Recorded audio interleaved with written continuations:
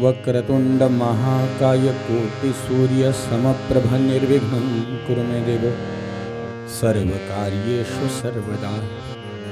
आपदामपहर्तारं दातारं सर्वसम्पदां लोकाभिरामं श्रीरामं भूयो भूयो नमाम्यहम्। सर्वमङ्गलमाङ्गल्ये शिवे सर्वार्थसाधिके शरण्ये त्र्यम्बके गौरी नारायणी नमोस्तुते। कृष्णाय वासुदेवाय हरये परमात्मने प्रणतक्लेशनाशाय गोविन्दाय नमो नमः।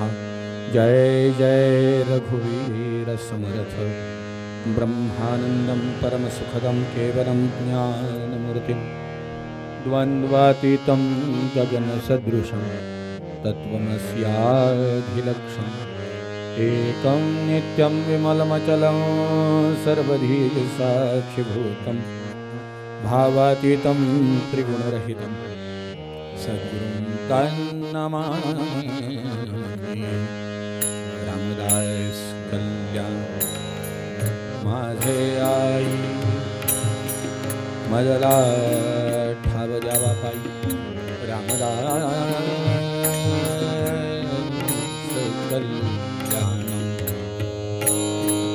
यत्कीर्तनं यत्श्रवणं यदीक्षजं यद्वन्दनं यत्स्मरणं यदर्णं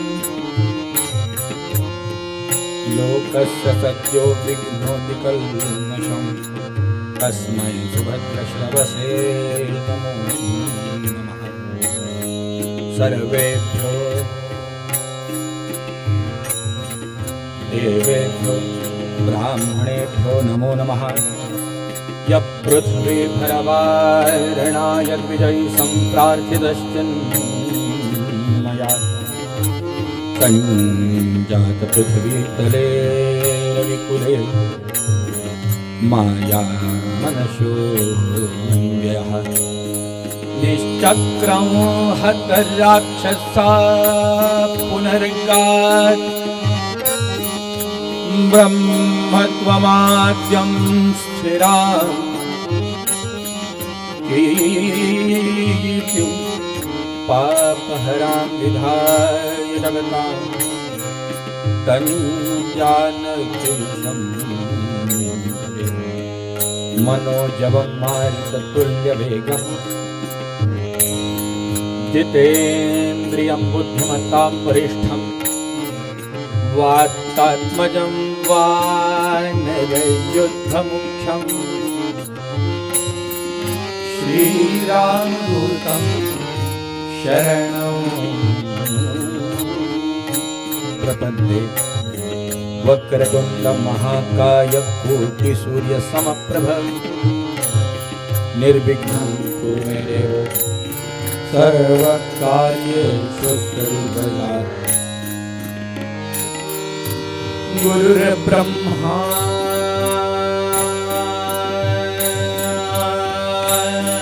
गुरुर्विष्णु गुरुर्देवो महेश्वराय गुरुः साक्षात् परब्रह्म तस्मै गुरवे नमः। गणाधीश ज्योतिष सर्वागुणांचा मूळारंभ आरंभ तो निर्गुणांचा नमो शारदां वरवाचा गमो पंथ आनंदयारा समचरण सरोजं सांध्रनीलाम्बुदारं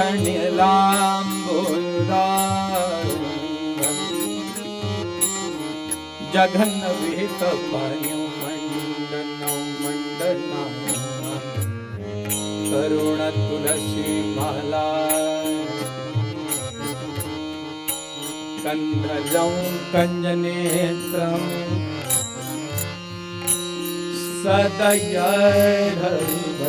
सदयधर्मदहायं विठ्ठलं चिन्तयामि रामदास कल्याण कल्याण राम हो जय राम राम राम राम हो जय राम जय राम राम राम हो जय राम राम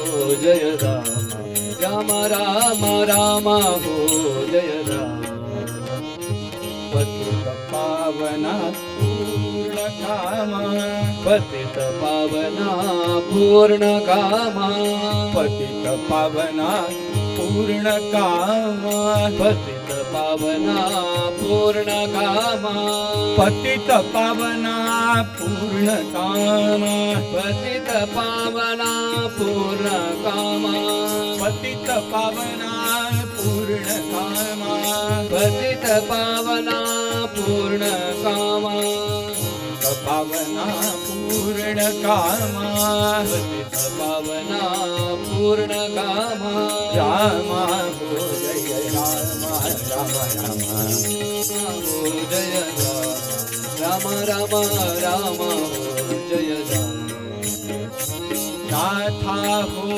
दीननाथा नाथा नाथा हो दीननाथा नाथा नाथा हो दीननाथा नाथा नाथा हो दीननाथा नाथा दीननाथा दीननाथा दीननाथा दीननाथा दीननाथा दीननाथा नाथा हो दीननाथा नाथा नाथा हो दीननाथा नाथा तुमचे चरणी राहो माथा तुमचे चरणी राहो माथा तुमचे चरणी राहो चरणी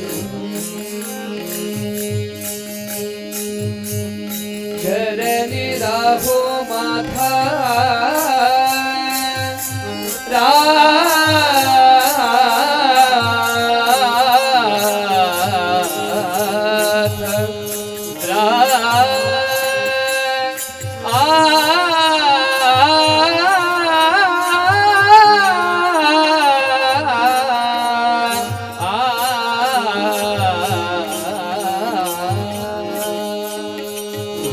चरणी राहो माथा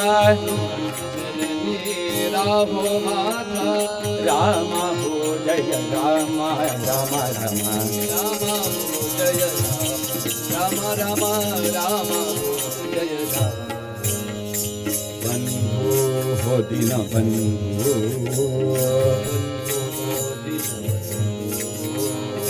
बंधु हो दीन बंधु दीन बंधु दीन बंधु दीन बंधु बंधु हो दीन बंधु बंधु बंधु हो दीन बंधु बंधु दीन बंधु दीन बंधु दीन बंधु दीन बंधु बंधु हो दीन बंधु बंधु हो दीन बंधु बंधु हो दीन बंधु बंधु हो दीन बंधु रामदास म्हणे करुणा सिंधू रामदास मने करुणा सिंधु रामा हो जय राम राम राम राम हो जय राम राम राम हो जय राम रामदास माऊली माय माझे रामदास माऊली माऊली रामदास माऊली रमाय माशी रामदास माऊली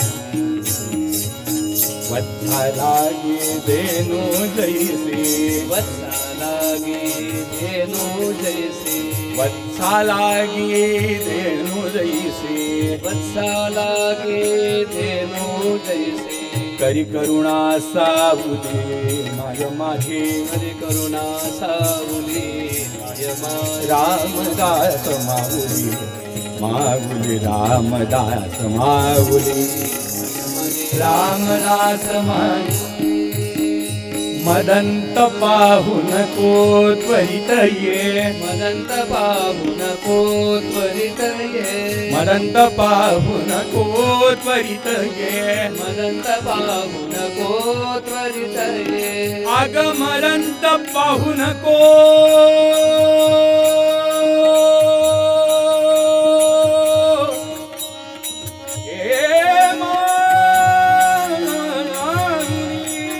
मदंत पाहुन को पाहुन को मदंत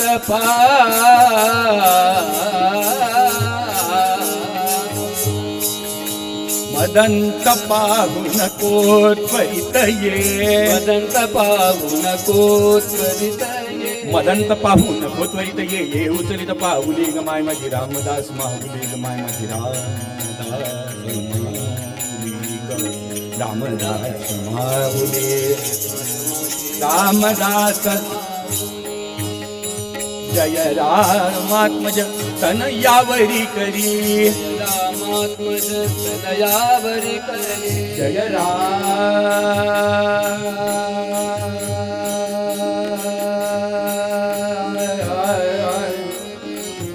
जय राम जय राम जय राम जय राम जय राम जय जय राम जय राम जय जय राम जय राम जय जय राम जय जय राम जय जय राम जय राम जय जय राम जय राम जय जय राम जय राम जय जय राम जय राम जय जय राम जय राम जय राम जय राम जय जय राम जय राम जय राम जय राम जय जय राम जय राम जय राम जय राम जय जय राम जय राम जय राम जय राम जय जय राम जय राम जय जय राम जय राम जय जय राम जय राम जय जय राम जय राम जय जय राम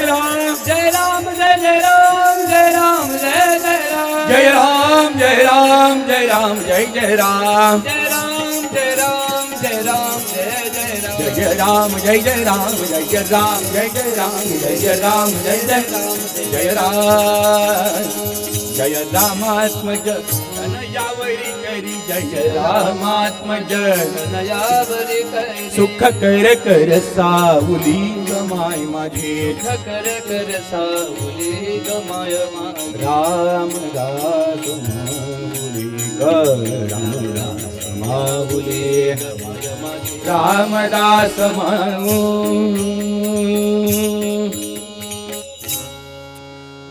रघुपति राघव राजा राम पतित पावन सीताराम रघुपति राघव राजा राम पतित पावन सीता बोला रघुपति राघव राजा राम पतित पावन सीताराम रघुपति राघव राजा राम पतित पावन सीताराम रघुपति राघव राजा राम पतित पावन सीताराम रघुपति राघव राजा राम पतित पावन सीताराम रघुपति राघव राजा राम पतित पावन सीताराम रघुपति राघव राजा राम पतित पावन सीताराम बोला रघुपति राघव राजा राम पतित पावन सीताराम रघुपति राघव राजा राम पतित पावन सीताराम रघुपति राघव राजा राम पतित पावन सीताराम रघुपति राघव राजा राम पतित पावन सीताराम रघुपति राघव राजा राम पतित पावन सीताराम रघुपति राघव राजा राम पतित पावन सीताराम रघुपति राघव राजा राम पतित पावन सीताराम रघुपति राघव राजा राम पतित पावन सीताराम ओ रघुपति राघव राजा राम पतित पावन सीताराम रघुपति राघव राजा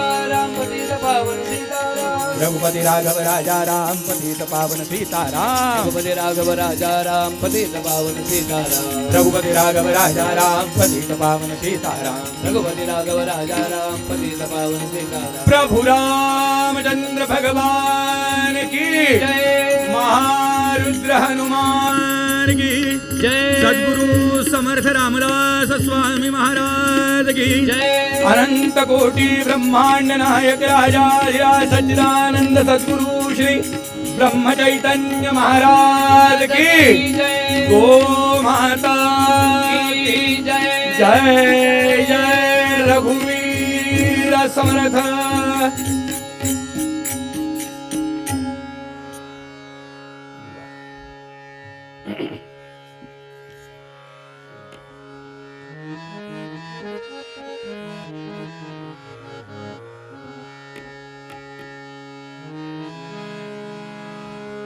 प्रसाद हा मजयावा देवा प्रसाद हा मजयावा देवा प्रसाद हा मज द्यावा देवा प्रसाद हा मज द्यावा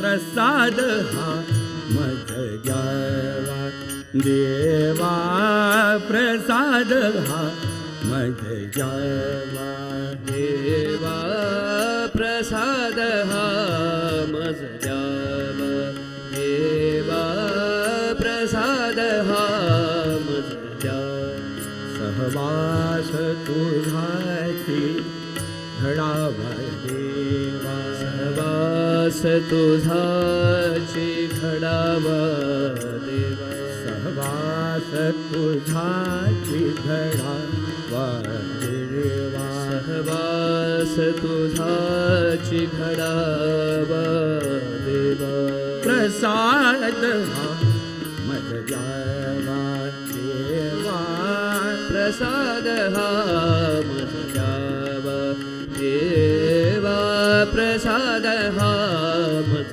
द्यावा निशिदिन प्रभूचे नाम स्मरावे निशिदिन प्रभूचे नाम स्मरावे निशिदिन प्रभूचे नाम स्मरावे निशिदिन प्रभूचे नाम स्मरावे विसर तुझा न पडावा देवा विसर तुझा न पडावा देवा विसर तुझा न पडावा देवा विसर तुझा न पडावा देवा हृदय मंदिरी तुवा बैसोनी हृदय मंदिरी तुवा बैसोनी ज्ञान योग मज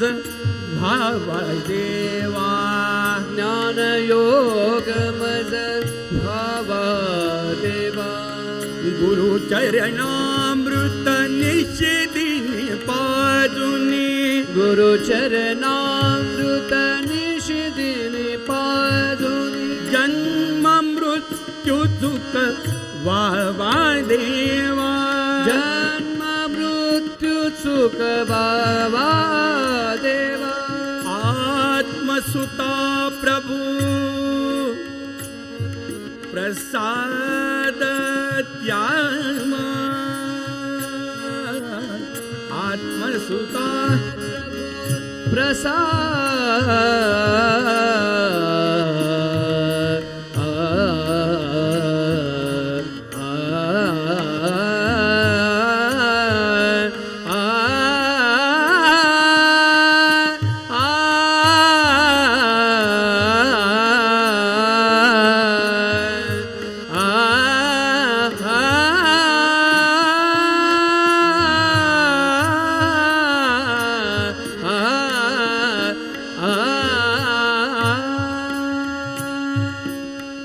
आत्मसुता प्रभु प्रसाद द्यावा आत्मसुता प्रभु प्रसाद द्यावा वियोगनाथव भाव देवा वियोगनाथव भाव देवा वियोगनाथव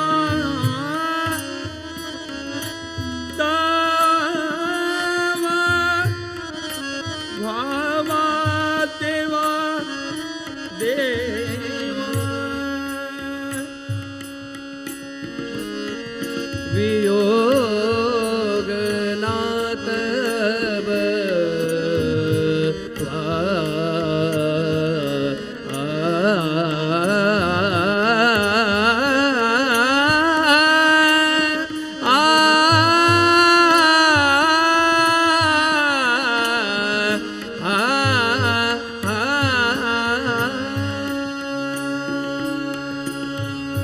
वियोगना तव भाव देवा वियोगना तव भाव देवा वियोगना तव भाव देवा वियोगना तव भाव देवा वियोगना तव भाव देवा वियोगना तव भाव देवा प्रसाद हा मज जावा देवा प्रसाद हा मज जावा देवा प्रसाद हा मज जावा देवा प्रसाद हा मज प्रसाद हा मज प्रसाद हा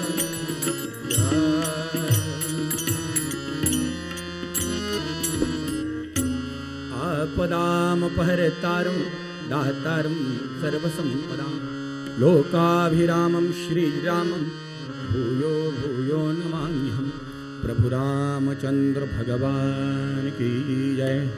अनंत कोटि ब्रह्मांड नायक राजाधिराज सच्चिदानंद सद्गुरु श्री ब्रह्म चैतन्य महाराज की जय। जय जय रघुवीर समर्थ। प्रसाद हा मज द्यावा देवा प्रसाद हा मज द्यावा।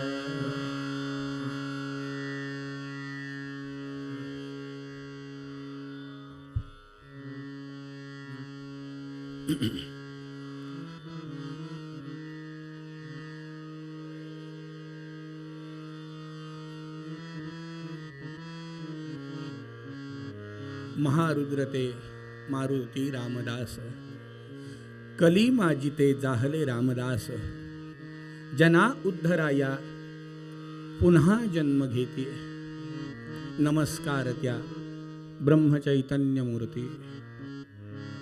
प्रातस्मरणीय समर्थ स्वरूप श्री ब्रह्मचैतन्य महाराजांच्या पुण्यतिथीच्या महोत्सवाच्या निमित्ताने सद्गुरूंच्या चरणी तन मन धनाने सेवा अर्पण करण्यासाठी गेल्या 9 दिवसापासून सुरू असलेला प्रतिवार्षिक पुण्यतिथी महोत्सव, या उत्सवातली आजची शेवटची कीर्तन सेवा उद्या सकाळी 5:44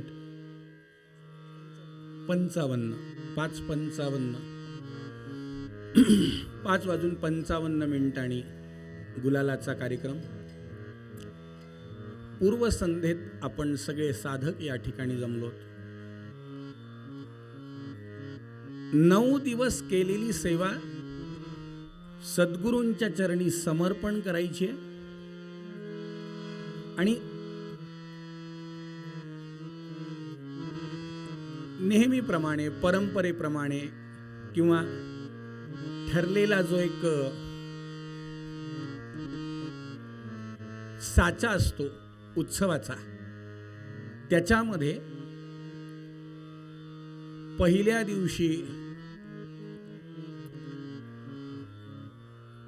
नमन आणि शेवटच्या दिवशी मागणं असा काहीतरी क्रम लावलेला आहे। 9 दिवस केलेल्या उत्सवाची सेवा समर्पण करत असताना आपण देवाकडे काय मागितलं पाहिजे किंवा काय मागावं किंवा हेच मागणं आपलं असावं असा संतांचा आग्रह आहे। संतांचा आग्रह, महापुरुषांचा आग्रह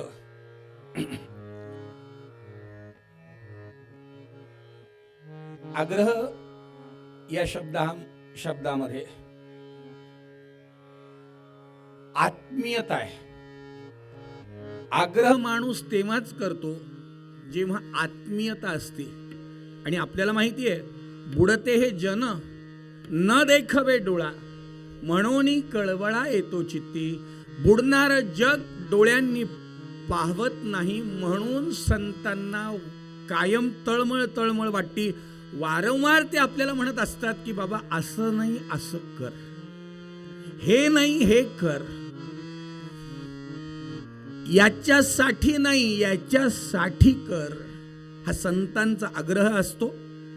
आग्रह म्हणजे वारंवार वारंवार एकच त्यांची तळमळ असती. काय असतं माहितीये का, कुठेही जेव्हा आग्रह होतो, जेवायला बसलो तर अनोळखी माणूस वाढायला आला तर तो तुम्ही मागितलं घ्या म्हणलं, वाढलं नाही म्हणलं राहिलं. आपल्या प्रेमाचा माणूस आला, त्याला माहिती आहे की आपल्याला गुलाबजाम आवडतात, तो म्हणतो घ्या ना, म्हणलं नको. अहो घ्या, तो म्हणतो नको. तो आम्हाला माहिती आहे तुम्हाला गुलाबजाम आवडतात, घ्या. याला म्हणतात आग्रह. का? कारण जे आपल्या आवडीचं आहे ते त्यांनी आपल्याला देण्याची त्याची तळमळ आहे. इथे थोडा बदल, हा व्यावहारिक भाग झाला. हा उदाहरण, हा जो भाग झाला हा व्यावहारिक झाला. आध्यात्मिक याच्यामध्ये आपल्या कल्याणाचं जे आहे तो देण्याचा संतांचा आग्रह आहे. संतांचा आग्रह आहे की तुम्ही काय केलं पाहिजे जेणेकरून तुमच्या जीवनाचं कल्याण होईल. आणि हा संतांचा आग्रह, हे संतांचं प्रेम, आणि या संतांच्या प्रेमातून कृपेतून मानवी जीवनाचं कल्याण होत असतं. म्हणून संतांचा आग्रह असतो. एकतर त्यांनी आपल्याला द्यायचं असतं, नाही तर ते म्हणतात ठीक आहे तुम्हाला मागायचंय ना, चॉईस तुमचा आहे. काय असतं, कधी कधी जेव्हा परीक्षा असती, शिक्षकांचा आग्रह असतो, पण कधी कधी परीक्षा केंद्रामध्ये जो शिकवतो त्यालाही परवानगी नसते. देवाच्या दारामध्ये उभं राहिल्यावर कधी कधी गुरूंना सुद्धा हस्तक्षेप करायची परवानगी दिल्या जाणार नाही. त्यावेळेला गुरु म्हणतात तुला काय मागायचं हे कळालं पाहिजे. जिथे मी परीक्षा केंद्रामध्ये मी येणार नाही, मी आहे, पाठीशी आहे, बाहेर उभा आहे, पण परीक्षा तुला द्यायची आहे. आणि जेव्हा परीक्षा तुला द्यायची आहे तेव्हा तू काय मागितलं पाहिजे हे संत वारंवार आपल्याला समजावून सांगतात, शिकवतात. त्यांचं असं म्हणणं आहे की अरे बाबा तू काय मागणं मागायचंय तुला, मग काय मागशील? जीवनाचं कल्याण ज्याच्यामध्ये आहे ते माग. आपल्याला माहिती आहे आपण महाराजांच्या अनुग्रहित आहोत. महाराजांचा चरित्र भाग आपला वाचून झालाय. ज्या वेळेला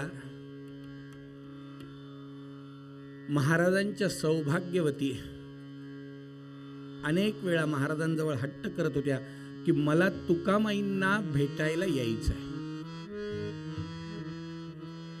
तुकामाईंना मला भेटायचंय. ते म्हणले ठीक आहे. एक वेळा त्यांनी त्यांचा हट्ट पुरवण्यासाठी म्हणून त्यांना बरोबर घेतलं, पण बरोबर घेतल्यानंतर रस्त्याने त्यांनी सांगितलं हे बघ तिथे काही मागू नको, तुकामाईंजवळ काही मागू नको. त्या बरं म्हणल्या. आणि ज्या वेळेला तुकामाईंजवळ गेल्या, तुकामाईच म्हणल्या की बाळा तुला काय मागायचं माग. इकडून पतिदेव होते आणि इकडून गुरुदेव होते. दोन देवाच्या मध्ये पण त्यांनी पाहिलं गुरूंची आज्ञा आहे, पतिदेवांना मान्य असणारी, कारण पतींचेच गुरुदेव आहेत म्हणल्यावरती त्यांनी मागितलं. त्या म्हणल्या खूप दिवसाची इच्छा होती, कारण अपत्य व्हावं साहजिक आहे, प्रपंचामध्ये एवढी अपेक्षा स्त्रीला असणारच. त्या माऊलीनी तुकामाईंजवळ मागणं मागितलं की मला माझ्या नवऱ्यासारखा रामभक्ती करणारा मुलगा दे, माझ्या पतींसारखा रामभक्ती करणारा मुलगा मला पाहिजे. तुकामाईंनी आशीर्वाद दिला. परतीचा प्रवास सुरू झाला. महाराज शांत बसले. साहजिकच आहे, गुरुमाई बघतायत. म्हणलं अहो अहो काही चुकलं का माझं? ते म्हणले चुकलं नाही ग, पण खरं सांगू का तुला, त्यांनी तुला म्हणलं मग मी मागितलं ना, आज मला तुम्ही सांगा मी किती मागणं मागितलं, पण किती चांगलं मागितलं. तुमच्यासारखी रामभक्ती करणारा मुलगा मला पाहिजे. ते म्हणलं आगे वेडे, जे प्रत्यक्ष राम भेट घालून देऊ शकतात, प्रत्यक्ष रामाची, प्रत्यक्ष राम समोर उभे करू शकतात, नवे नवे रामापर्यंत जे पोहोचवू शकतात, त्यांना रामाच्या दर्शनाची किंवा राम भगवंत प्राप्तीची मागणी करायची सोडून तू मागून मागितलं काय, मुलगा मागितला. एक लक्षात ठेव, रामभक्ती करणारा का असेना, पण तो मुलगा नाशवंत आहे. महाराजांच्या विचाराची प्रगल्भता बघा. महाराजांच्या विचारांची, त्या विचारांमध्ये असलेल्या अधिष्ठानाची, महाराज म्हणले तू मागून मागितलं काय, नाशवंत मुलगा मागितला. अगं प्रत्यक्ष राम भेट घालून जे देऊ शकत होते, तू मागताना मागून सुद्धा मुलगा मागितला, आणि तोही नाशवंत मागितला. ठीक आहे, त्याच्या पुढे ते काही बोलले नाही. घरी आले. आपल्याला माहिती आहे की नंतर महाराजांना तो मुलगा झाला, पण तो गेला पण. लक्षात ठेवा, योगभ्रष्ट विजायते. महात्म्याच्या पोटी एखादा महात्मा जन्माला येणार, आणि तो कशासाठी येणार, त्याचं राहिलेलं फक्त संचित भोगण्यासाठी. ते किती दिवस भोगायचं याचे काही बरं. यांनी मागताना फक्त राम भक्ती. मला सांगा, महाराजांच्या पोटी जो आला असेल जीव, तो तर परम जीवनाची उत्तम गती प्राप्त केलेलाच असणारे, काहीतरी संचित भोगायचं म्हणून तेवढ्या वेळापुरता तो आला. यांची इच्छा पूर्ण झाली, त्याचं संचित संपलं, आणि महाराजांची अवस्था जशी आहे तशीच. मग ज्या महाराजांच्या पायाशी आपण आज जमलोय, उद्या पुण्यतिथीचा महोत्सव आहे, तत्पूर्वी आपल्या सगळ्यांना संधी मिळाली आहे आपले आपले फॉर्म सबमिट करायची. आपल्याला आपलं मागणं मागायचंय. आज आपण आपली मागणी त्यांच्याजवळ सांगणार आहोत, आणि उद्याच्या पुण्य पर्व काळावरती तथास्तु तथास्तु तथास्तु असं ती माऊली आपल्याला म्हणणार आहे. मग आजचा वेळ आपल्या हातात आहे की आज आपण काय मागायचं आहे. आज आपल्याला त्यांच्याजवळ काय मागायचं आहे, कारण आपण आज जे मागणं मागू ते आपल्याला पुढच्या वर्षीच्या पुण्यतिथीला मिळणार आहे.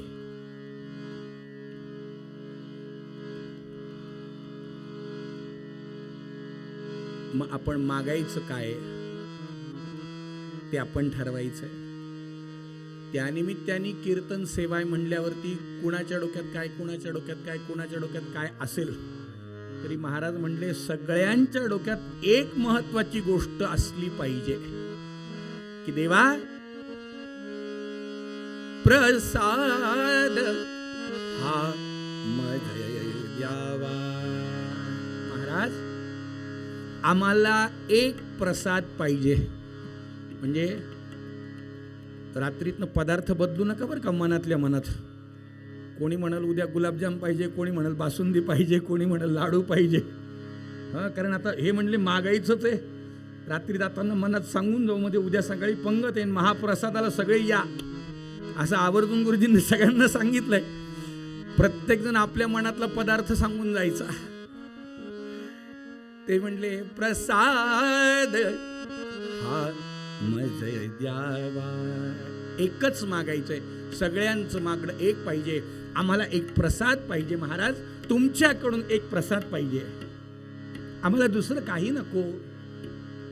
व्यावहारिक उपलब्धी भरपूर दिली आहे, भरपूर दिली आहे. आमच्या पात्रतेपेक्षा तुम्ही आम्हाला जे दिलंय ते खूप आहे, खूप दिलं.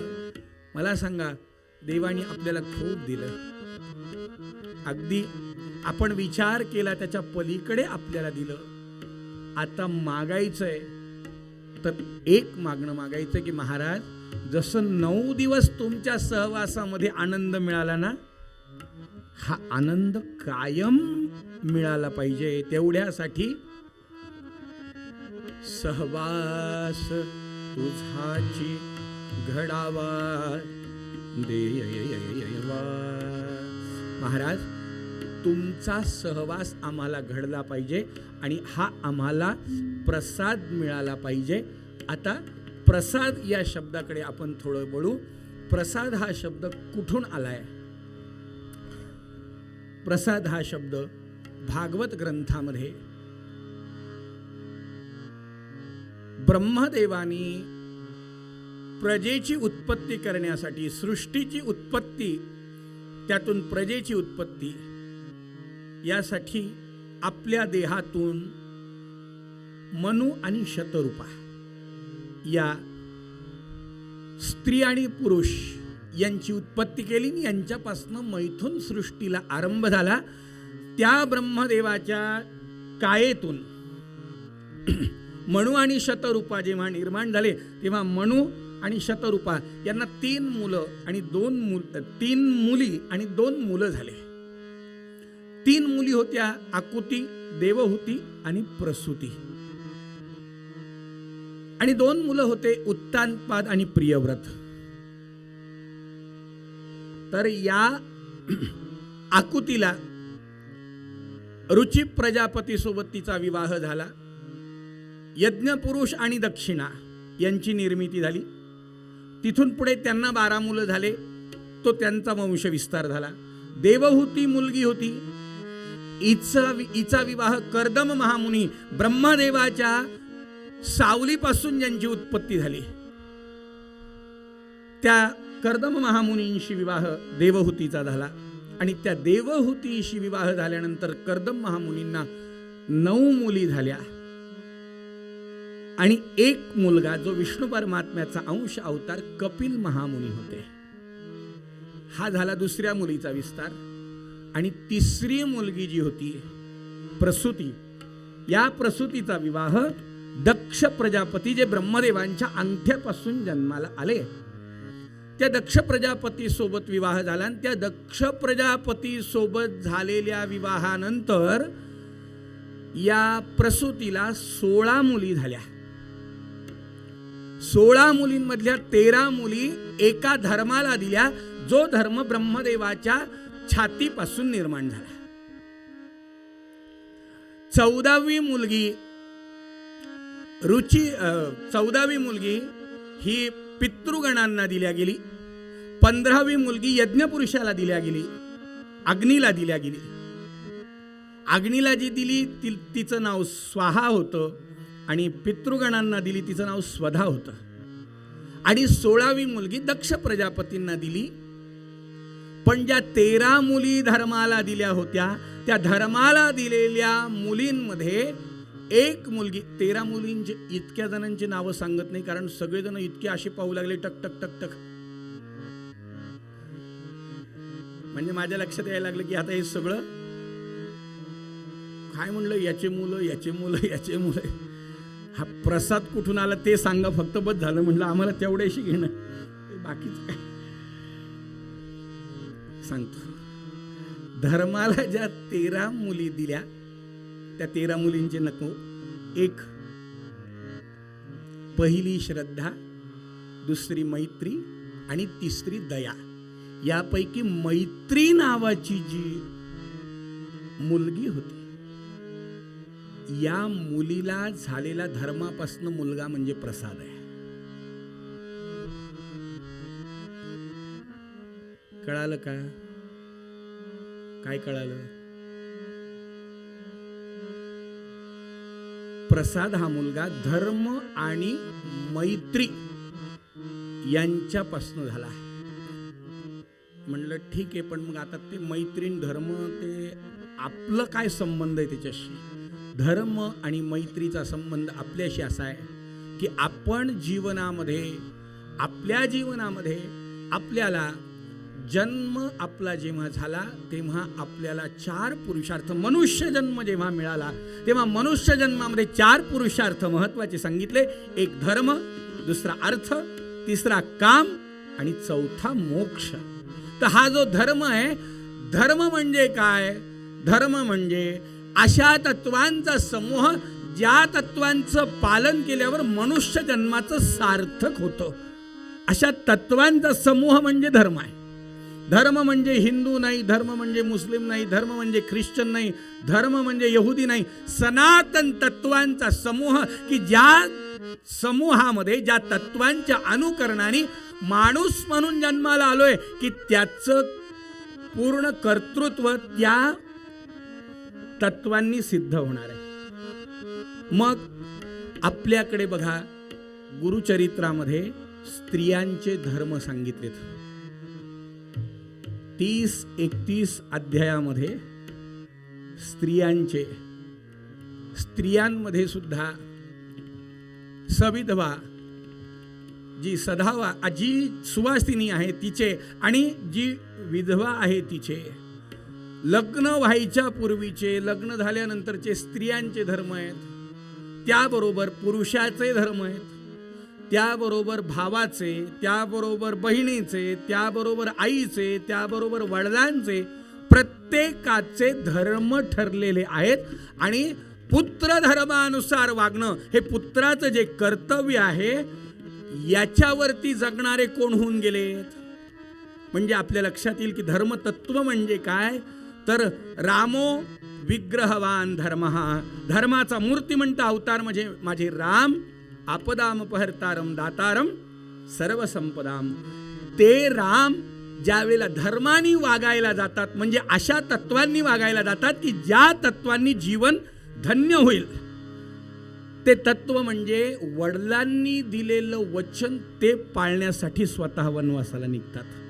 याला म्हणतात धर्माचं आचरण. अशा तत्वांचं आचरण की ज्या तत्वांनी आपलं जीवन हे धन्य झालं पाहिजे.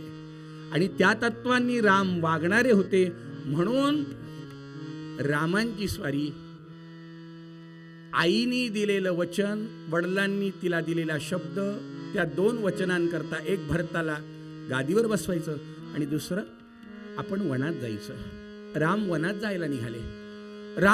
जायला निघाले. प्रसंग असा घडला की स्वतः भरताची स्वारी आली की रामा चला ना, तुम्ही, माझी इच्छा आहे. हे बघा, माझ्या आईने तुम्हाला वनवासाला जायला सांगितलं, मला गादीवर बसवायचं सांगितलं, मी गादीवर बसणारा तुम्हाला म्हणतोय की तुम्ही चला, आहे की नाही? आता मला सांगा, रामानी तिथे जायला काहीच हरकत नव्हती, कारण मुळामध्ये स्वतः भरतच बोलवत होता ना. त्यांना काही भांडायचं नव्हतं, कोर्टात जायचं नव्हतं, काही कोणासमोर आपली बाजू मांडायची नव्हती.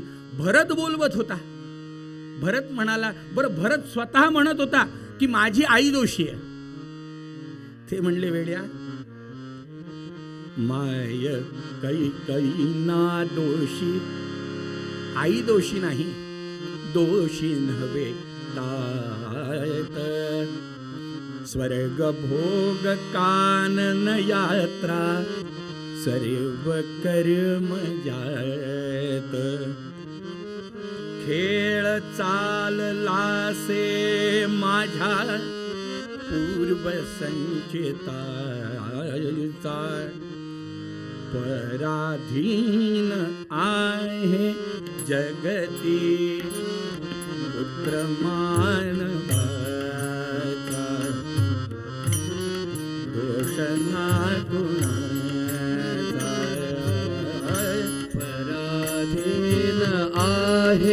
जगती पुत्र मानवाचा दोष ना कोणा. माय कैकयी ना दोषी, आई दोषी नाही, दोषी वडील दोषी नाही. हे जे काय चाललंय हे माझ्या प्रारब्धानुसार चाललंय. बरं विशेष एक आणखीन त्यात महत्वाची गोष्ट की भरताने बघितलं काही झालं तरी तुम्ही चलात, रामाने सांगितलं ते शक्य नाही. त्यांनी पाहिलं आई गेली, वडील गेले, माझ्यासाठी आता कोणीही शिल्लक राहिलं नाही, तुम्हीच माझे देव. त्यांनी पाहिलं सगळं खरं आहे, पण मी शब्द दिलाय की मी 14 वर्ष येणार नाही. आणि तुला पुन्हा एकदा खडसावून सांगतो, संपल्या विनाही वर्षे दशोत्तरी 4. संपल्या विनाही वर्षे दशोत्तरी 4. अयोध्येस नाही येणे सत्य हे त्रिवार. सत्य हे त्रिवार, सत्य हे त्रिवार. अयोध्येत तू हो राजा रंक यावनीचा. पराधीन आहे जगती पुत्र मानवाचा दोष ना कोणा. दोष ना कोणा. राम म्हणाले, भरता संपल्या विनाही वर्षे दशोत्तरी 4. 14 वर्ष संपल्याशिवाय मी येणार नाही. इथे तुमच्या माझ्यासारख्या पळवाट काढणाऱ्यांसाठी एक सोपा मार्ग आहे. कसा माहिती आहे का? आपल्याकडे ऐकलं असेल तुम्ही कदाचित हे मागे, आपल्याकडे ना पूर्वी म्हणजे एक 15-20 वर्षापूर्वी काही व्रत वैकल्य, आता ते नाही राहिले, म्हणजे थोडेसे मागे पडलेत. महिला वर्ग मंगळवार करायचे. कोणते? खडी साखरेचे नाही, खडी साखरेचे नाही, आळणी नाही, कोणते? अवचित मंगळवार. अवचित मंगळवार करायचे. अवचित मंगळवार कसे करायचे माहितीये का? ज्यांनी केले असतील त्यांना माहिती असतील, ज्यांना नाही माहिती त्यांच्यासाठी ऐकून ठेवा. काय करायचं? मंगळवारी उपवास करायचा आणि अवचित अचानक एखाद्याच्या घरी जायचं. तो जर जेवा म्हणला तर मंगळवार त्याच्या घरी सोडायचा. नाही म्हणला तर उपाशी घरी यायचं. घरी आल्यावर पुन्हा काहीच खायचं नाही. पापड तळायचे नाही, साबुदाणा करायचा नाही, खीर नाही, सफरचंद नाही, केळी नाही, काहीच नाही. आता ते अवचित मंगळवार, आता काय असतं, असा मंगळवार करायचं म्हणल्यावर ती एक वेळा केलं हो यांनी असा अवचित मंगळवार. पण खरंच ज्यांच्या घरी गेले त्यांनी पाणी सुद्धा विचारलं नाही. यांना असा घडला तो मंगळवार. यांनी बघितलं पुढच्या मंगळवारी, म्हणलं मंगळवारी नाही काही सांगायचं ना, मंगळवारी नाही म्हणायचं जेवायला वाढा, सोमवारीच मेसेज करून ठेवू म्हणलं त्यांना, उद्या आम्ही तुमच्याकडे येणार आहे. सोमवारी मेसेज करू की उद्या तुमच्याकडे जेवायला येणार आहे, आम्ही तुम्हाला वाढा म्हणणार नाही, तुम्ही म्हणायचं आम्हाला जेवून जा. म्हणजे आता मला सांगा, या मंगळवारमध्ये काही अर्थ राहिला का? याला म्हणतात चोरवाट, याला म्हणतात पळवाट. आणि अध्यात्मामध्ये किंवा धर्माचं आचरण करताना पळवाट चोरवाट चालत नाही. आणि या वाटेने गेल्यानंतर कधीही ध्येयापर्यंत पोहोचत नाही, कधीतरी मागे यावं लागतं. चोरवाटेनी जर का प्रवास झाला, पळवाटेनी जर प्रवास झाला, तर अध्यात्मात पुन्हा परत यावं लागतं. अध्यात्माला शॉर्टकट नाही, यशाला शॉर्टकट नसतो. जो हे जे वाक्य आहे ना, अध्यात्मामध्ये शॉर्टकट हा विषय नसतो. अध्यात्मामध्ये परिपक्वता सिद्ध करावी लागत असते. अध्यात्मामध्ये आपल्याला सोनं आहे हे तापवूनच सिद्ध करावं लागतं. जसं की गोंदवलेकर महाराजांच्या योगशास्त्राला इंदोरमध्ये स्वतः महाराणींनी, संस्थानिकांनी चॅलेंज, उघड उघड हा जर योगी आहे तर तिकटाचे गोळे केले. आपण हे सगळं वाचलंय, ऐकलंय. जे नवीन भक्त आहे तिथे त्यांना माहिती पाहिजे महाराजांचं कार्य काय, की अक्षरशः तिकटाचे गोळे त्या राणीने केले आणि तिकटाचे लाडू सारखे गोळे करून महाराजांच्या समोर आणून ठेवले. महाराजांनी जसं आता आपण सध्या खारका बदामाचे लाडू केलेले आहेत ना घरी, केलेले नाही असे कोण आहे तिथे? सगळ्यांकडे लाडू आहेत, म्हणजे खाऊनच येतो म्हणजे मग कसं थोडं बरं असतं. म्हणलं इथे किती वाजले तरी चालतं. तसं होत नाही म्हणा, कारण 12-13 वर्षापासून वेळा सगळ्या पाळायची गुरुजींनी सगळ्यांना तशी सवय लावली आहे. पण लाडू खाऊन आलं म्हणजे तसा तो खारका खोबऱ्या बदामाचा लाडू आहे ना, तसा तो लाडू केला आणि तो लाडू महाराजांसमोर ठेवले. महाराजांनी एक लाडू, जसं आपण शांततेत चगळून व्यवस्थित तो खारका बदाम खोबऱ्याचा लाडू खातो ना, तसा महाराजांनी तो तिकटाचा लाडू खाल्ला. एक खाल्ला, दुसरा खाल्ला, तिसरा खाल्ला, चौथा खाल्ला, पाचवा खाल्ला. ज्यांनी हे कृत्य केलं त्यांच्या मनात थोडी मनामध्ये वाटायला अशी पाहिजे होती की काय असतं माहिती का, अध्यात्माची परीक्षा ही परीक्षा द्यावी, प्रत्येकाला द्यावी लागली आहे. गजानन महाराजांसारख्यांना जर उसानी मारलंय, लाडू खाल्ला तिकटाचा. महाराज म्हणले, बाई एकदम छान झाले लाडू. बाईला वाटलं की ह्यांनी आपल्याला मुद्दाम खोडसाळपणे म्हणले. ती म्हणली उद्या पुन्हा घेऊन येते. महाराज म्हणले घेऊन या. दुसऱ्या दिवशी त्या बाईनी तिकटाचे लाडू नाही, चुलीतले निखारे आणले. निखारे, लाल बुंद झालेले निखारे महाराजांच्या समोर ठेवले. कालचे लाडू जसे महाराजांनी खाल्ले तसेच आजचे निखारे सुद्धा महाराजांनी खाल्ले. तेव्हा ते ब्रह्मचैतन्य महाराज झाले. लक्षात ठेवा, ब्रह्मचैतन्य महाराज होणं किंवा ब्रह्मचैतन्य हे सोपं नाही. आणि त्यांच्या सानिध्यामध्ये आपण काहीतरी प्रपंचांचं मागणं हे त्यांनाही पटणार नाही. म्हणून कदाचित आजचा प्रसाद द्यावा असा त्यांचा विचार असेल की प्रसाद. कारण खरं सांगतो, इथे येईपर्यंत नामसंकीर्तन साधन पै सोपे असं बोलायची इच्छा होती आज. ठीक आहे, प्रसाद हा मज द्यावा. तर झाला का? हे सगळं त्यांच्याजवळ सगळं नोंद आहे. यांनी बघितलं, गोंदवलेकर महाराजांनी निखारे खाल्ले. मुद्दा काय? परीक्षा द्यावी लागत असती. प्रभू रामांसमोर धर्माचं आचरण राम करतायत की नाही, म्हणून भरताची स्वारी म्हणते की तुम्ही चला.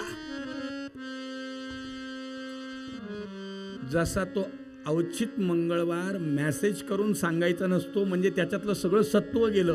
मेसेज केला आणि त्यांनी आपल्या आवडीच्या वरण भात भाजी पोळ्या केल्या, म्हणजे मंगळवारचं सत्व संपलं. जिथे लक्षात ठेवा, आपल्या वासनेची तृप्तता झाली ज्या विषयानी, तो विषय आपल्याला जर मिळाला तर समजायचं की आपला सात्विकपणा कुठेतरी पणाला लागला. बँकेतनं कुठेतरी डिडक्शन झालं तेव्हा पार्सल घरी आलं. पार्सल घरी आलं म्हणजे कुठेतरी बँकेतल्या अकाउंटमधले पैसे विड्रॉल झाले. आपल्या मनातली वासना जर पूर्ण झाली आणि महाराजांनी ती पूर्ण केली आणि ती जर व्यावहारिक असेल तर लक्षात ठेवा, कुठेतरी पुण्याईचा बॅलन्स द्यावा लागला तेव्हा ते आपल्याला मिळालं, हे लक्षात ठेवायचं. म्हणून सत्पुरुषांचं नेहमी असं म्हणणं असतं की जमा केलेलं बॅलन्स खर्च करू नका, डिपॉझिट करा. व्याजावर जगता आलं पाहिजे, पुण्याईच्या व्याजावरती जगता आलं पाहिजे. अशी पुण्याई करायची, ती अशी भगवंताजवळ रिझर्व करायची की तिच्या व्याजावरती आपलं आध्यात्मिक असेल, व्यावहारिक जीवन आपलं चाललं पाहिजे. आपण कमवलेली पुण्याई जर पणाला लावली तर पुण्याई जमा करणं इतकी सोपी गोष्ट नाही. म्हणून वरण भात भाजी पोळी जर त्यांनी आपल्या मेसेजवर केली तर मंगळवार मोडला, असं मला सांगायचं होतं. आणि त्याच्यानंतर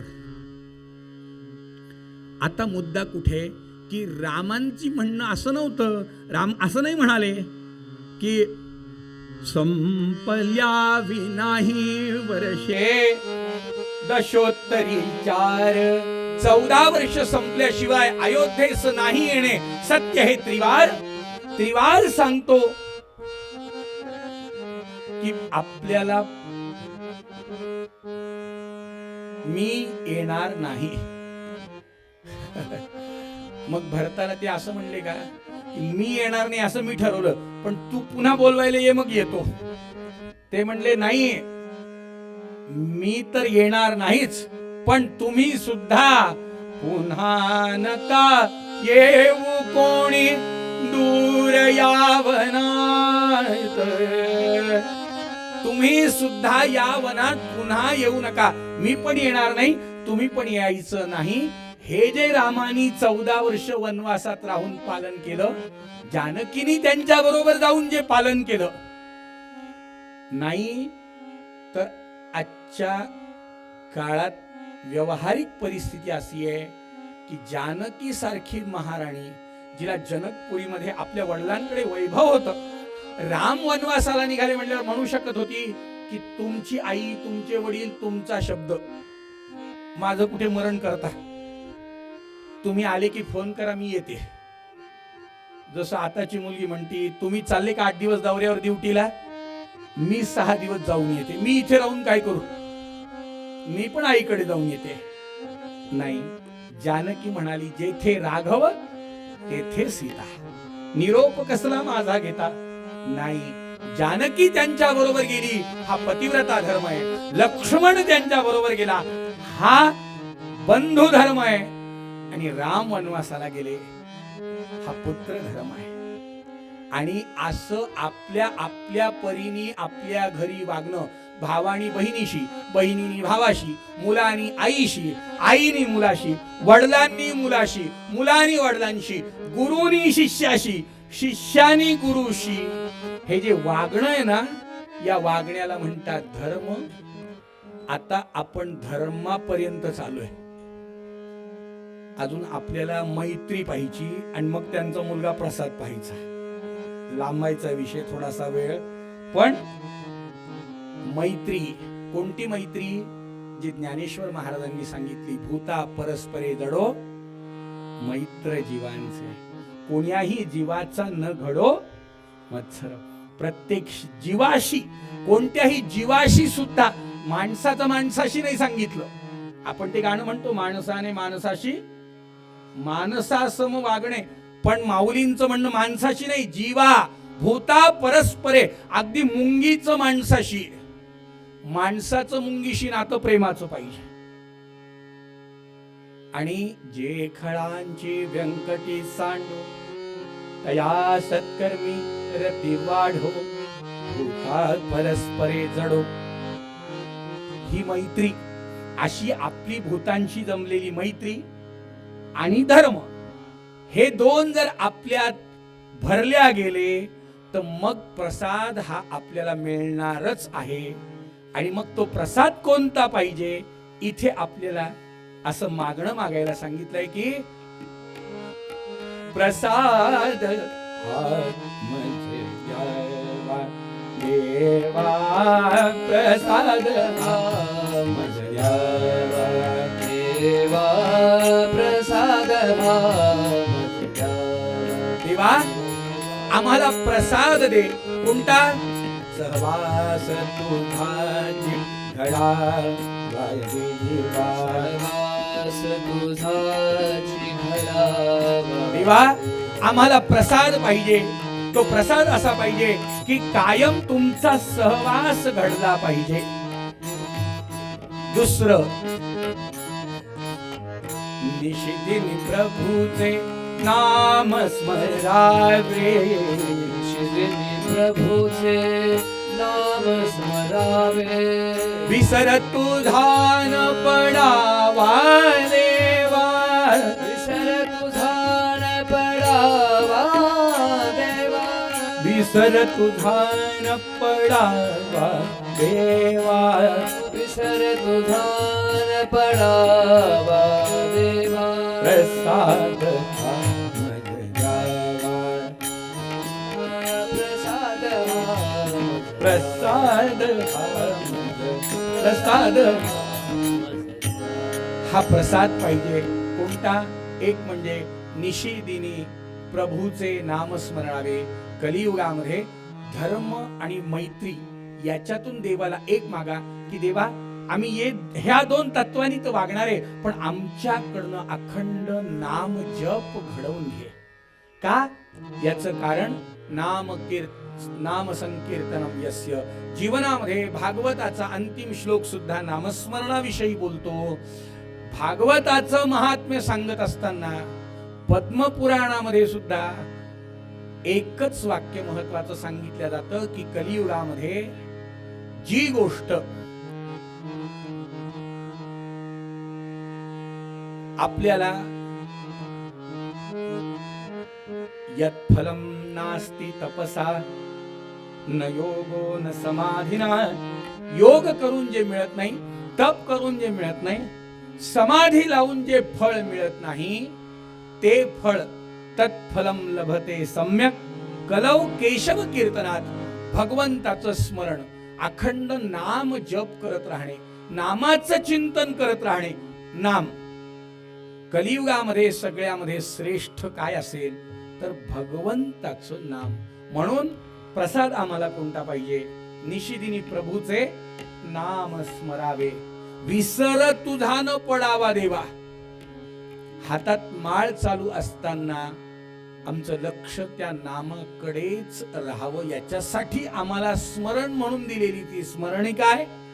त्या स्मरणिकेबरोबर आमचं चित्त नामामध्ये असलं पाहिजे. डोळा तुझी पहावा, श्रवणे तुझी ऐकावा, मने तुझी चिंतावा सर्व काळ. अखंड त्या रामाचं स्मरण फार महत्वाचं आहे. कारण कलियुगामध्ये तोच मार्ग सोपा, साधा, सरळ. न लगे सायास जाणे वनांतरा, सुखे येतो घरा नारायण. रामकृष्ण हरी विठ्ठल केशवा, मंत्र हा जपावा सर्व काळ. नामाचा महिमा आपल्याला माहिती आहे. नामस्मरण हा समास आपण रोज, म्हणून समर्थांनी सांगितलं नित्यनेम प्रातःकाळी, माध्यान्हकाळी, सायंकाळी.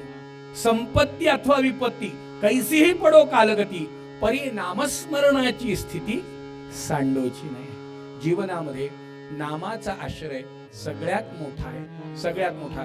गोंदवल्याला समाधी मंदिराच्या बाहेर डाव्या बाजूला जे सुविचाराचा फलक लावलेला आहे, त्या सुविचाराच्या फलकावरती लिहिलंय की उपाधी रहित भगवंताकडे जाण्याचा उत्तम मार्ग म्हणजे देवाचं नाव, ज्याला कशाचीही उपाधी नाही, निरुपाधिक असलेलं भगवंताचं नाम. महाराजांनी आयुष्यभर घेतलंय, तुम्हाला मला नामस्मरणाला लावलंय. आणि महाराजांच्या कृपेने इथे बसलेल्या साधकांपैकी अनेकांनी 1 कोटीचा, 3 कोटीचा, 13 कोटीचा अशा वेगवेगळ्या संख्येचा संकल्प केलेला आहे. नाम घ्यायचा. भाग्यवान आहेत, लक्षात ठेवा. ज्यांच्या मुखामध्ये नाम आहे, तुका म्हणे मज घडो त्यांची सेवा. तुकाराम महाराज म्हणतात अशांची सेवा जरी आपल्याला घडली तरी जे नाम घेतात त्यांना, यासाठी निशिदिनी प्रभूचे नाम स्मरावे. विसर तुझा न पडावा देवा. प्रसादामध्ये आणखीन बऱ्याच गोष्टी मागितल्या. हृदय मंदिरी तुवा बैसोनी, देवा तुम्ही हृदय मंदिरात बसा, आम्हाला ज्ञान योग, तुम्ही ज्ञान प्राप्त करून द्या. का? त्वम ज्ञानमयो विज्ञानमयोसी. ईश्वरीय शक्ती ज्ञान आणि विज्ञानाने भरलेली आहे, म्हणून आपल्यामध्ये ज्ञानाचा प्रकाश पडावा. तर हृदयामध्ये जर सद्गुरु बसले, हृदयामध्ये जर ईश्वराची स्थापना झाली, तर ज्ञान निश्चित प्राप्त होईल. ते ज्ञान कोणतं? जे समर्थ म्हणतात नाना कलांचे ज्ञान, नाना विद्यांचे ज्ञान, ते ज्ञान नोहे. ज्ञान कोणतं? पहावे आपणासी आपण या नाव ज्ञान. तो ज्ञान योग. मी कोण आहे, कुठून आलोय आणि कुठे जायचंय. म्हणजे असं नाही या अपार्टमेंट मधनं आलोय आणि इथे बसलोय पुन्हा अपार्टमेंट, हे असं नाही बरं का. कुठून आलोय म्हणजे मला जन्म कुठं. नाही तर तुम्ही म्हणता आम्हाला माहिती आहे नाईक नगर मधनं रस्ता आम्ही रोज येतोय, तुम्ही तरी आज पहिल्यांदा आले. तुम्ही आले खडखड खडखड धडधड धडधड. नाईक नगर मधून आम्ही चांगल्या रस्त्याने आलो, त्याच रस्त्याने परत जाणारे नाही. कुठून आलोय म्हणजे हा नरदेह मिळण्यापूर्वी आम्ही कुठे होतो, नरदेह मिळाला तेव्हा कुठे आहोत, आणि नरदेह जेव्हा पडेल तेव्हा कुठे जायचंय. या नाव ज्ञान. हृदय मंदिरी तुवा बैसोनी ज्ञान योग मज भावा. तो ज्ञान योग झाला पाहिजे. गुरुचरणामृत निशिदिनी पाजुनी. गुरूंच्या चरणाचं अमृत जेव्हा मिळेल, जन्म मृत्यूच्या फेऱ्यातून बाहेर पडण्याचा मार्ग आहे. अकाल मृत्यू हरणम सर्व व्याधी विनाशनम सद्गुरु पादोदकम तीर्थम जठरे धारयाम्यहम. प्रथमं काय शुद्धीच, द्वितीयं धर्म साधनम, तृतीयं मोक्ष मूलंच. मोक्षाची प्राप्ती करून देणार गुरुचरणामृत आम्हाला रोज मिळालं पाहिजे, रोज मिळालं पाहिजे. आणि आत्मसुता एवढाच प्रसाद द्या. वियोग जीवनामध्ये सगळ्यांचा वियोग झाला तर चालेल, पण सद्गुरूंचा वियोग होता कामा नये. जीवनामध्ये परमात्म्याच्या नामाचा वियोग होता कामा नये. एवढा प्रसाद मागितला, एवढ्या याच्यामध्ये बाकी सगळं आलं. जे मनात आहे ते, जे मनात नाही ते, जे प्रारब्धात आहे ते, जे प्रारब्धात नाही ते, जे गतजन्मी मिळालं होतं ते, जे मिळालं नाही ते, आणि पुढे कदाचित आपल्याला ज्याची गरज नाही ते, आणि ज्याची गरज आहे ते, हे सगळं या एवढ्या याच्यामध्ये आलं. म्हणून मूळ पदामध्ये तुम्हाला मला सांगायचं आणि शिकवण्याचा प्रयत्न करतात की बाबा रे, जीवनामध्ये मागायचं असेल तर काय माग? प्रसाद हा देवा, प्रसाद देवा, प्रसाद हा देवा, प्रसाद हा.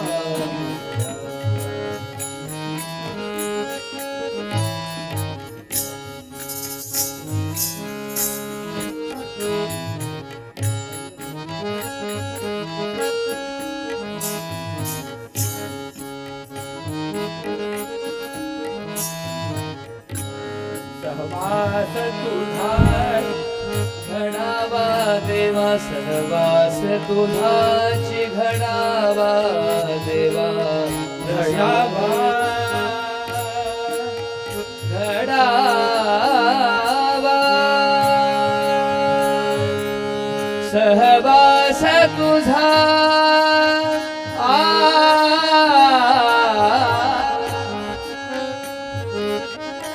सहवास तुझाची घडावा घडावा घडावा घडावा घडावा घडा सहवास तुझाची घडावा सहवास तुझाची घडावा प्रसाद देवा,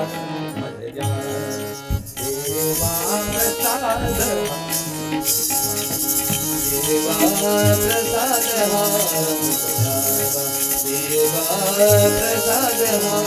प्रसाद प्रसाद प्रसाद.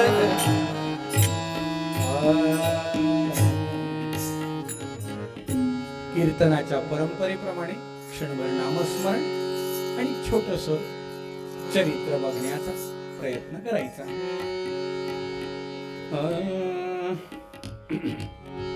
श्रीराम जय राम जय जय राम. बोला श्रीराम जय राम जय जय राम. थोडं मोठ्याने श्रीराम जय राम जय जय राम. बोला श्रीराम जय राम जय जय राम. महाराज 9 दिवसापासून नामस्मरण करतायत. आपल्यापर्यंत येतं का बघू, थांबा. आणि ते काय म्हणतात? श्रीराम जय जय राम.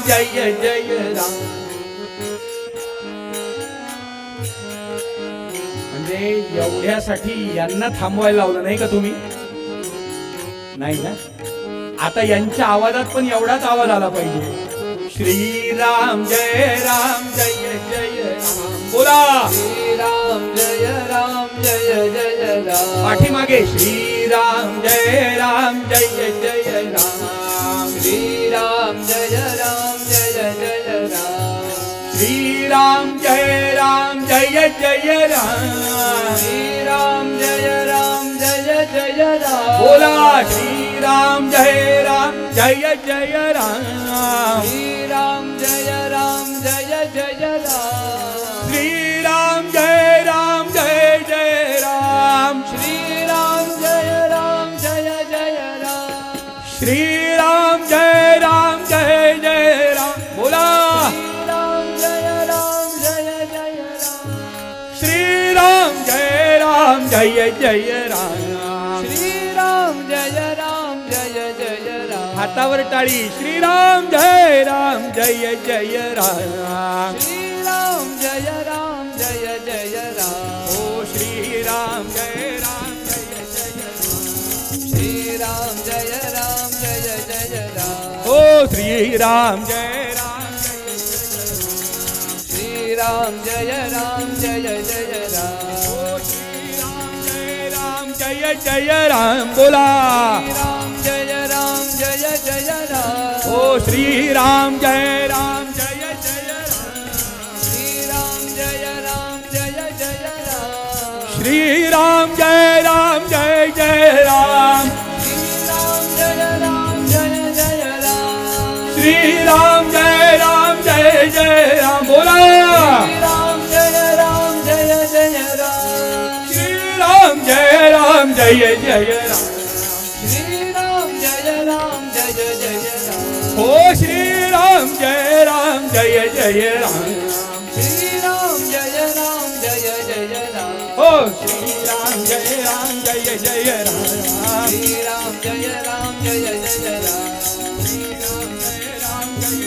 राम. बोला श्रीराम जय राम. श्रीराम जय जय राम. श्रीराम जय जय राम. श्रीराम जय जय राम.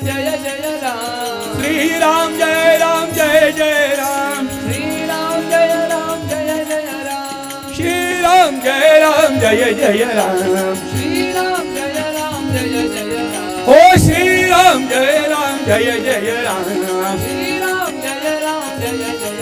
ओ श्रीराम जय जय राम. श्रीराम जय जय राम. श्रीराम जय जय राम. श्रीराम जय जय राम.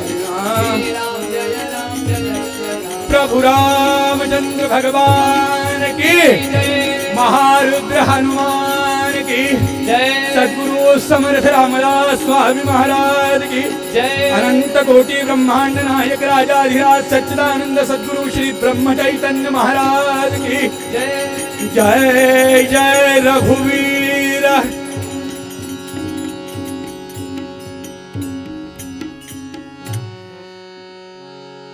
आता शाली नको वाटायला लागले की नाही. असंच पाहिजे थोडं. आणि हे जर आल्यापासून केलं असतं तर कशाला शालीन स्वेटर घालावे लागले असते.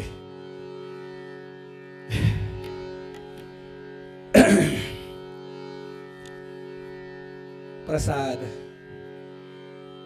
जीवनामध्ये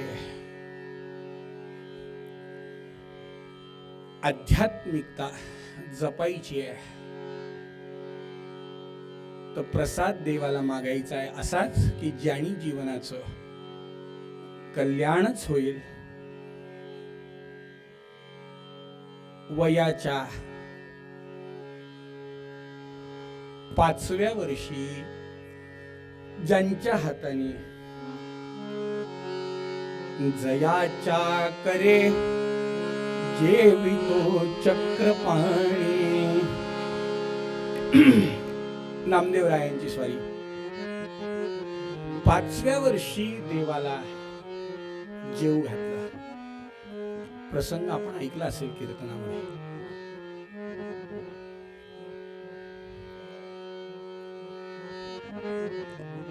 त्या नामदेव महाराजांनी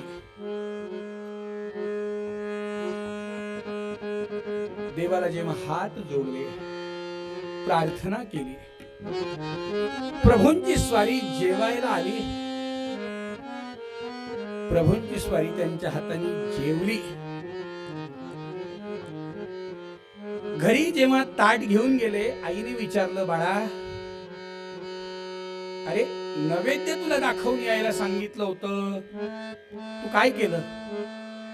म्हणलं काही नाही, नैवेद्य दाखवायचं म्हणजे सांगितल्याप्रमाणे तुम्ही सांगितलं देवाला जेव घालून हे करण्यात,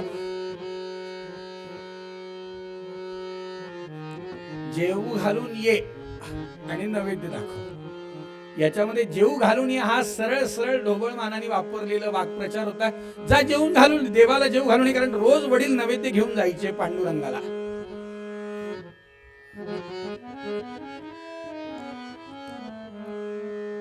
त्यांनी पाहिलं, आई तू सांगितल्याप्रमाणे पांडुरंगाला जेव घालून आलो. आईला काय, त्यांच्या आईचं नाव महाराज आणि बायकोचं देव मदतीला पाठवतो ते असं पहा. आमचे सुहास महाराज आले म्हणून बरं झालं, नाही तर आज सगळा गोपाल कालाच होता. प्रसाद हा द्यावा मज मध्ये. आई म्हणली, बाळा तू देवाला जेव घालून आला? हो म्हणला आई. आईला क्षणिक असं वाटलं की मुलगा खोटं बोलतोय, कारण एक तर याला भूक लागली म्हणून हा एक तर रस्त्यात जेवून आला असेल, नाही तर मग काहीतरी गडबड केली. दुसऱ्या दिवशी जेव्हा वडील आले, वडील म्हणले, आईने वडिलांना समजावून सांगितलं, हे बघा आपलं पोरग थोडं बिघडतंय. म्हणलं काय झालं? म्हणलं काल तुम्ही नव्हते म्हणून मी त्याला सांगितलं जा पांडुरंगाला जेव घालून ये. पोरग भरलेलं ताट घेऊन गेलं, रिकामं ताट घरी घेऊन आलं. वडिलांनी जवळ घेतलं, नामदेवांना विचारलं, नाम्या काय केलं तू, खरं सांग. म्हणलं काही नाही बाबा, पांडुरंगाला जेवा म्हणून प्रार्थना केली. म्हणलं पांडुरंग स्वतः जेवायला आले होते? हो म्हणलं बाबा. वडील म्हणतात खरं सांग बरं. म्हणलं हो बाबा, खरंच खरंच. ठीक आहे. ते म्हणले आज पुन्हा चल, आपण दोघं पांडुरंगाला जीव घालूया. हरकत नाही म्हणला. नामदेवांची स्वारी आली. काल भगवंताला जसं आळवलं तसं आज आळवलं आणि भगवंताला प्रार्थना करून विनंती केली, घ्या प्रसाद तुम्ही दया घना, घ्या प्रसाद तुम्ही दया घना, घ्या दया घना, प्रसाद तुम्ही दया कर जोडून विनवी भक्त तुम्हा, कर जोडून विनवी भक्त तुम्हा. देवा भक्त देवा चला जेवायला. आता वडील बघतायत काय होणार आहे. नामदेवराय आर्ततेने म्हणत होते, देवा काल तुम्ही जेवायला येऊन गेलाय आणि आज जर तुम्ही आले नाही तर वडिलांसमोर आणि वडिलांना काल तुम्ही आले हे पटणार नाही. चला जेवायला या. आळवतायत, अंतःकरणापासून आळवतायत. आणि आपल्याला माहिती आहे दुसऱ्या दिवशी सुद्धा भगवंताला जेवायला यावं लागलं. आणि ते वडिलांनी पाहिलं. भाग्यवान ते वडील की ज्यांना आपल्या 5 वर्षाच्या मुलामुळे, खरं म्हणजे तो मुलगा सुद्धा त्यांना चंद्रभागेच्या काठावर सापडलेला आहे. त्या मुलामुळे, 5 वर्षाच्या मुलामुळे पांडुरंग जेवायला आलेले स्वतः वडिलांनी पाहिले. आणि मग त्यांना खात्री पटली, खरंच भाग्यवान मुलगा आहे. त्यांनी सांगितलं, बाळा रोज तूच जेवायला घालत जा, पांडुरंगाला तूच नैवेद्य घेऊन जात जा. भक्त तुम्हा प्रसाद तुम्ही, प्रसाद तुम्ही, प्रसाद तुम्ही. मग काय हो, रोज सुरू झालं पांडुरंगाला जेव घालायचं. एक असं नातं पांडुरंगाचं नामदेवरायांचं तयार झालं की त्या तयार झालेल्या नात्यामध्ये जेव्हा ज्ञानेश्वर महाराजांसारखे म्हणाले की नामदेवराय तीर्थयात्रेला चला, आपण तीर्थाला जाऊ, ते म्हणले नाही. आता माझ्या जीवनामध्ये तीर्थ विठ्ठल, क्षेत्र विठ्ठल, तीर्थ विठ्ठल, क्षेत्र विठ्ठल, तीर्थ विठ्ठल, क्षेत्र विठ्ठल, तीर्थ विठ्ठल, क्षेत्र विठ्ठल, तीर्थ विठ्ठल, क्षेत्र विठ्ठल. देव विठ्ठल, देव पूजा विठ्ठल, देव विठ्ठल, देव पूजा विठ्ठल, तीर्थ विठ्ठल, क्षेत्र विठ्ठल, तीर्थ विठ्ठल, क्षेत्र विठ्ठल, तीर्थ विठ्ठल. माता विठ्ठल, पिता विठ्ठल, माता विठ्ठल, पिता विठ्ठल. माता माता विठ्ठल, पिता विठ्ठल, माता विठ्ठल. बंधू विठ्ठल, गोत्र विठ्ठल, बंधू विठ्ठल, गोत्र विठ्ठल, तीर्थ विठ्ठल, क्षेत्र विठ्ठल, तीर्थ विठ्ठल, क्षेत्र विठ्ठल, तीर्थ विठ्ठल, क्षेत्र विठ्ठल, तीर्थ विठ्ठल. गुरु विठ्ठल, गुरु देवता विठ्ठल, गुरु विठ्ठल, गुरु देवता विठ्ठल, गुरु विठ्ठल, गुरु देवता. निधान विठ्ठल, निरंजन विठ्ठल, निधान विठ्ठल, निरंजन विठ्ठल, तीर्थ विठ्ठल, क्षेत्र विठ्ठल, तीर्थ विठ्ठल, क्षेत्र विठ्ठल, तीर्थ विठ्ठल, क्षेत्र. विठ्ठल विठ्ठल विठ्ठल विठ्ठल, विठ्ठल विठ्ठल विठ्ठल विठ्ठल, विठ्ठल विठ्ठल विठ्ठल विठ्ठल, विठ्ठल विठ्ठल विठ्ठल, विठ्ठल विठ्ठल विठ्ठल विठ्ठल, विठ्ठल विठ्ठल विठ्ठल विठ्ठल, विठ्ठल विठ्ठल विठ्ठल विठ्ठल, विठ्ठल विठ्ठल विठ्ठल विठ्ठल, विठ्ठल विठ्ठल विठ्ठल विठ्ठल, विठ्ठल विठ्ठल विठ्ठल. ओ तीर्थ विठ्ठल, क्षेत्र विठ्ठल, तीर्थ विठ्ठल, क्षेत्र विठ्ठल, तीर्थ विठ्ठल, तीर्थ विठ्ठल, तीर्थ विठ्ठल, क्षेत्र.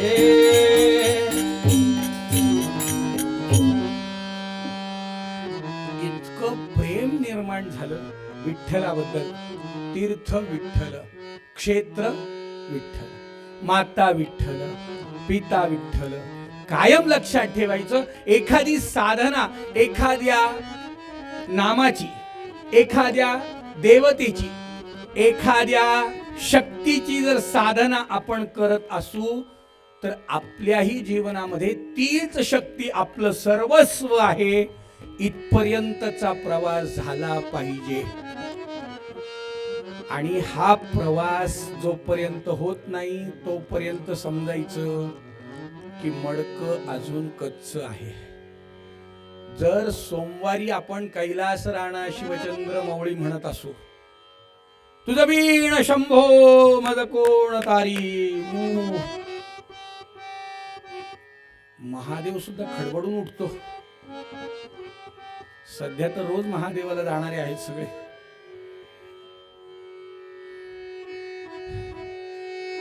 कारण काय माहिती ना आपल्याला, एक लोटा मंत्र पाठ येतो तुम्हाला सगळे, पण मंगळवारी हा कर्णपुऱ्याला सर्व मंगल मांगल्ये शिवे सर्वार्थ असं जर होत असेल, बुधवारी गणपतीला, चतुर्थीला गणपतीला, अष्टमीला देवीला, एकादशीला पांडुरंगाला, अमावस्येला शनीला, असा आलटून पालटून जर सगळे असं जर करत असेल तर समजायचं अजून परिपक्वता यायची बाकी आहे. एको देव हा आदरणीय गंधे महाराजांनी म्हणूनच लिहिलंय की सद्गुरु मध्ये सगळं काही आलं. मूर्ती सद्गुरु रायाची, सकल संत भगवंत भगवती तव देही रमती. यांच्यामध्ये संत आहेत, यांच्यामध्ये देवी आहे, यांच्यामध्ये देव आहे. सगळे जे काही आहे ते आपल्या सद्गुरु मध्ये आहे. असाच मनाचा निर्धार नामदेवांचा झाला. तीर्थ विठ्ठल क्षेत्र आणि एवढं झालेले नामदेवराय, एवढा पंढरीनाथावर विश्वास असलेले नामदेवराय, 5व्या वर्षी पांडुरंगानी हातानी जेवण केलेले नामदेवराय सुद्धा हात जोडून मागणं काय मागतात? देवा, अमृताहुनी गोड नाम तुझे देवा, नाम तुझे देवा. अमृताहुनी गोड, अमृताहुनी गोड नाम तुझे देवा, नाम तुझे देवा. एवढं अमृतासारखं तुझं नाम, मन माझे केशवा, काबा न घे, काबा न घे. अमृताहुनी गोड नाम तुझे देवा, नाम तुझे देवा. अमृताहुनी गोड नाम तुझे देवा, नाम तुझे देवा. अमृतासारखं तुझं नाम. कीर्तनी बैसता निद्रे नागवी.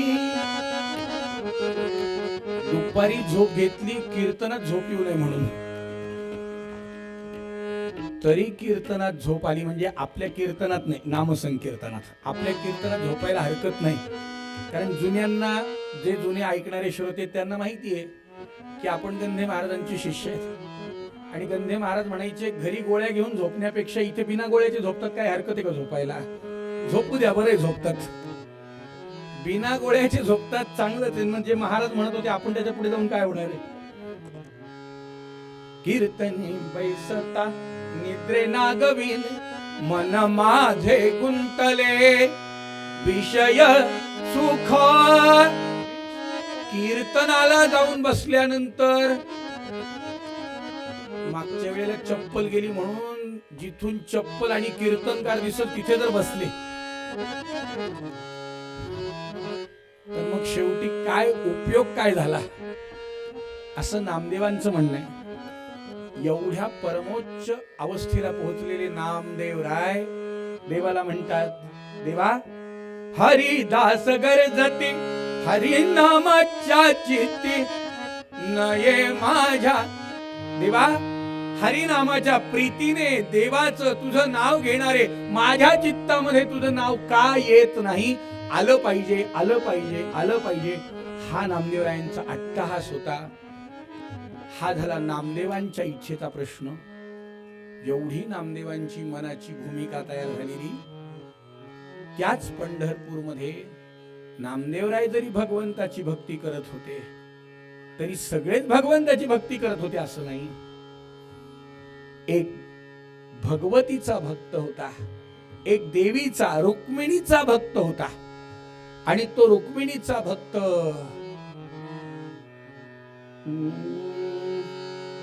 विद्युद्दाम समप्रभां मृगपती स्कंधस्थितां भीषणां कन्याभिकरवाल खेट विलसद्भस्ताभिरासेवितां हस्तैश्चक्रधरालिखेट विशिखां शापंगुणं तर्जनीं बिभ्राणामणलात्मिकां शशिधरां दुर्गां त्रिनेत्रां. 12 वर्ष त्यांनी रुक्मिणीची उपासना केली, पांडुरंगाकडे फिरकला सुद्धा नाही. 12 वर्ष पूर्ण झाले, तपश्चर्या पूर्ण झाली आणि साक्षात रुक्मिणी माता प्रगट झाली. रुक्मिणी माता प्रगट झाली आणि रुक्मिणी माता म्हणाली, बाळा वरम गृही, काय इच्छा आहे माग. हा म्हणला, आई काहीच नको. ती म्हणली, असं नाही रे, आता तू एवढी तपश्चर्या केली म्हणजे काही तर काही मागावं लागेल. तो म्हणला, आई ठीक आहे, तुझी इच्छा आहे का मला द्यायची. एक काम कर म्हणलं, मला ना दगड दे.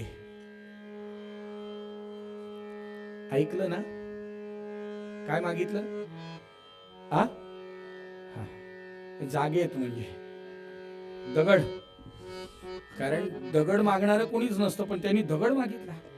बरं तो काय म्हणला, फार मोठा 5-10 किलोचा नको, अगदी छोटा, लिंबापेक्षा छोटा, सुपारी एवढा जरी दिला तरी चालेल, एवढा. ती म्हणली, अरे वेड्या, एवढी तपश्चर्या करून कोणी दगड मागतं का. म्हटलं, आई माझा ऐक ना पूर्ण. दगड दे, पण तो कोणता दगड दे, जो दगड लोखंडाला लागल्याबरोबर त्याचं सोनं होतं. जगदंबेने पाहिलं, मला वाटलंच. असे हुशार भक्त कुठेतरी कानाकोपऱ्यात लपलेले असतातच, जे हळूच काहीतरी मागतात. म्हणलं, तो दगड ज्यानी लोखंडाचं सोनं होतं दिला. आता जगदंबेनी याची तपश्चर्या झाली होती, याला परीस दिला. आणि म्हणून हा भगवतीचा भक्त पंढरपूरमध्ये परिसा भागवत नावाने प्रसिद्ध झाला. बरं, आता याच्या हातात तो दगड आल्यामुळे हा ज्याला तो दगड लावील ते सोनं व्हायला लागलं. म्हणून या परिसा भागवताच्या घराला, दाराला असलेल्या कडी कोंड्या सहित घरामध्ये बायकोची भाजी चिराईची विळी सुद्धा सोन्याची झाली.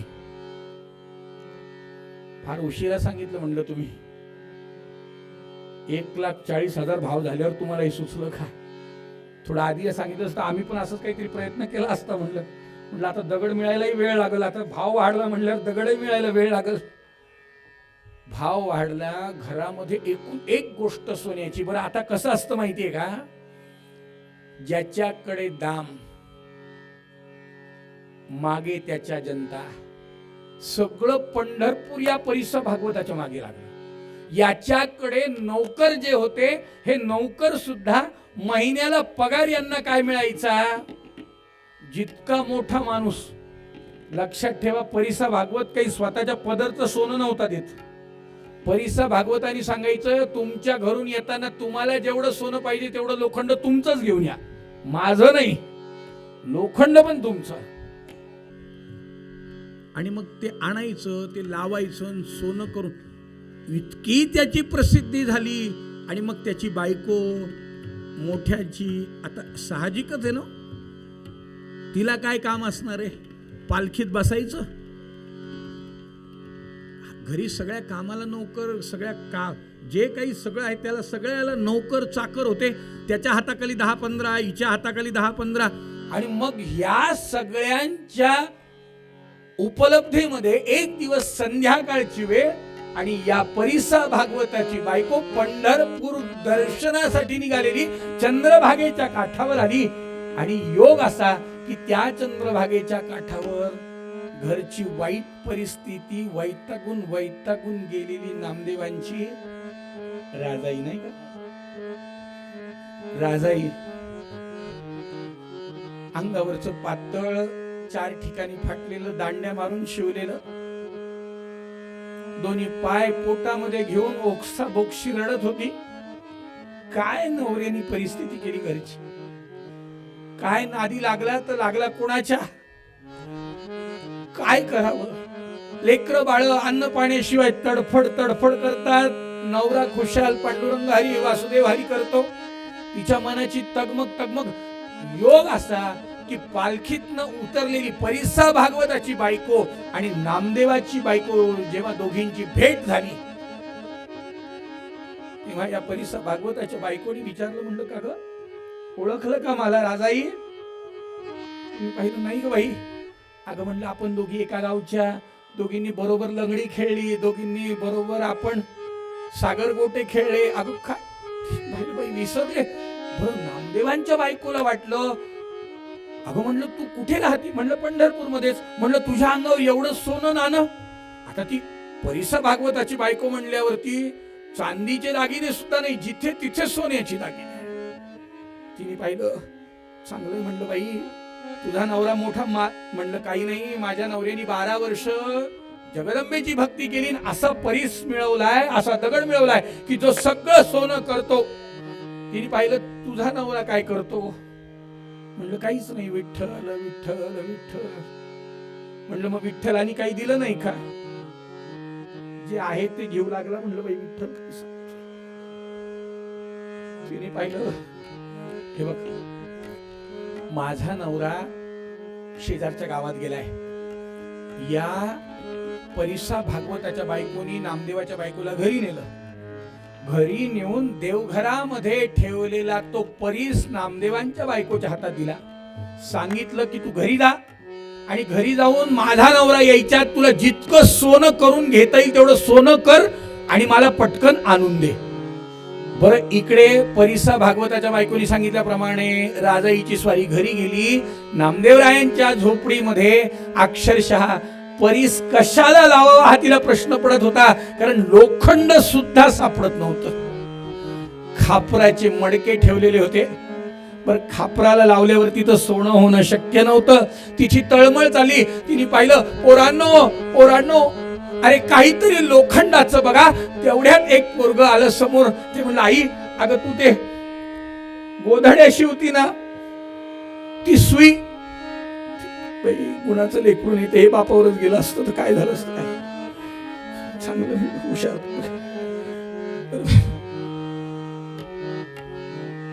इकडे हिचं सोनं करण्याची धडपड, तिकडे पांडुरंगाच्या समोर नामदेवरायांची स्वारी विठ्ठल करत होती. पांडुरंगाने पाहिलं, नाम्या विठ्ठल बंद कर, आधी घरी जा. म्हणलं का? म्हणलं घरी भ्रष्टाचार सुरू झालाय आणि तू इथे कशासाठी थांबला? देवाला अधर्मानी आणि अनितीनी कमावलेली संपत्ती, अनितीनी अधर्मानी मिळवलेला कोणत्याही गोष्टीला देव मान्य करत. नामदेवराय घरी गेले. काय म्हणून तिने पाहिलं, बाई कधीच्या 90 वेळेवर घरी आले, नाही तर संध्याकाळ शिवाय.